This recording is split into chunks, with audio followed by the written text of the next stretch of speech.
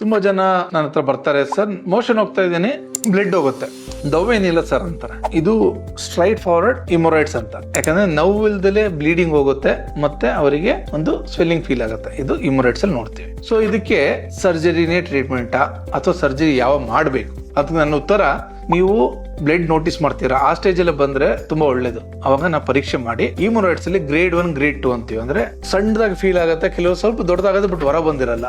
ಅಂತವರಲ್ಲಿ medical ಇಂದ ನಾವು treat ಮಾಡ್ಬೋದು. ಅಂದ್ರೆ ಮೆಡಿಸಿನ್ಸ್ ಕೊಡ್ಬೋದು, ಸ್ಟೂಲ್ ಸಾಫ್ಟ್ನರ್, ಲ್ಯಾಕ್ಸಿಟಿವ್ಸ್ ಕೊಟ್ರೆ ಟ್ರೀಟ್ಮೆಂಟ್ ಕ್ಲಿಯರ್ ಆಗ್ಬಿಡುತ್ತೆ. ಕೆಲವು ಗ್ರೇಡ್ 3 ಅಲ್ಲಿ ಬರ್ತಾರೆ, ಅಂದ್ರೆ ಸ್ವೆಲ್ಲಿಂಗ್ ನೋಟಿಸ್ ಮಾಡ್ತಾರೆ, ಸ್ವಲ್ಪ ಹೊರ ಬಂದಂಗಾಗುತ್ತೆ ಬಟ್ ಒಳಗೆ ಹೋಗುತ್ತೆ.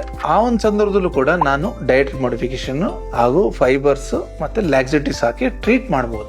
ಗ್ರೇಡ್ 4 ಅಂದ್ರೆ ಹೊರಗೆ ಬರುತ್ತೆ, ಒಳಗೆ ಹೋಗಲ್ಲ. ಕೆಲವರಲ್ಲಿ ಅದು ಸ್ಟ್ರಕ್ ಆಗ್ಬಿಟ್ಟಿರುತ್ತೆ ಮತ್ತೆ ಕಪ್ಪುಗಾಗ್ಬಿಟ್ಟಿರುತ್ತೆ, ಅದಕ್ಕೆ ಥ್ರೋಂಬೋಸ್ ಡಿಮೊರೈಡ್ಸ್ ಅಂತೀವಿ. ಈ ಪ್ರೊಲಾಪ್ಸ್ ಡಿಮೊರೈಡ್ಸ್ ಅಂದ್ರೆ ಹೊರಗೆ ಬಂದು ಒಳಗೆ ಹೋಗೋದೇ ಇಲ್ಲ, ಮತ್ತೆ ಈ ಸ್ಟ್ರಕ್ ಆಯ್ದಕ್ಕೆ ಸರ್ಜರಿ ಬಿಟ್ಟರೆ ಬೇರೆ ಏನು ಟ್ರೀಟ್ಮೆಂಟೇ ಇಲ್ಲ ಅಲ್ವಾ. ಸೊ ನಿಮಗೆ ಗೊತ್ತಿರುತ್ತಲ್ಲ ಇದು 1, 2 ಅಂತ ನನಗೆ ಹೇಳಿದ್ದು. ಆ ಒಂದು ಸಂದರ್ಭದಲ್ಲಿ ನೀವು ಬಂದ್ರೆ ಮೆಡಿಸಿನ್ಸ್ ಇಂದ ಕ್ಯೂರ್ ಮಾಡ್ಕೊಬಹುದು. ಸೊ ಈಗ ನಿಮಗೆ ಗೊತ್ತಾಯ್ತಲ್ಲ ಇಮೊರೈಡ್ಸ್ ಅಂದ್ರೆ ಏನು, ಮೆಡಿಕಲ್ ಟ್ರೀಟ್ಮೆಂಟ್ ಅಲ್ಲಿ ಯಾವಾಗ ಟ್ರೀಟ್ ಮಾಡಬಹುದು, ಸರ್ಜರಿ ಯಾವಾಗ ಇಂಡಿಕೇಶನ್ ಇದೆ. ಈ ಒಂದು ಮಾಹಿತಿ ನಿಮ್ಮ ಸ್ನೇಹಿತರು ಮತ್ತೆ ಸಂಬಂಧಿಕರು ಶೇರ್ ಮಾಡಿ, ಬರೀ ತುಂಬಾ ಉಪಯೋಗ ಆಗುತ್ತೆ.